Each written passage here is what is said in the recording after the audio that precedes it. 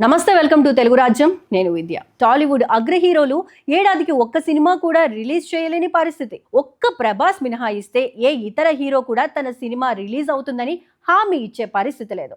కొత్త సినిమాల మాట దేవుడెరుగు, కనీసం ఒక టీజరో ఒక పోస్టరో కూడా రిలీజ్ చేయలేకపోతున్నారు.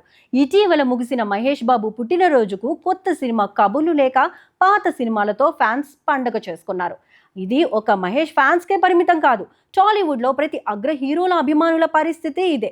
రాబోయే 20 రోజుల్లో పుట్టినరోజు వేడుకలు జరుపుకోబోతున్న చిరంజీవి, నాగార్జున, పవన్ కళ్యాణ్ హీరోల ఫ్యాన్స్ కూడా పాత సినిమాలని నమ్ముకున్నారు. లేటెస్ట్ మూవీ సంగతులను పక్కన పెట్టి గత వైభవాలను చూసుకుని మురిసిపోయే స్థాయికి అభిమానులను తీసుకొచ్చారు. ఇండస్ట్రీ వర్గాలతో పాటు అభిమానుల్లో కూడా దీనిపైన మిశ్రమ స్పందన వస్తోంది.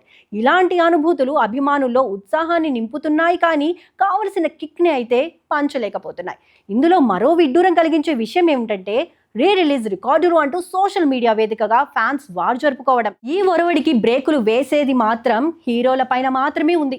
ఏడాదికి కనీసం ఒక సినిమానైనా సెట్స్ మీద నిలబెడితే కనీసం ఆ సినిమాకు సంబంధించిన అప్డేట్స్ను అందించే బాధ్యతను దర్శక నిర్మాతలు తీసుకుంటారు.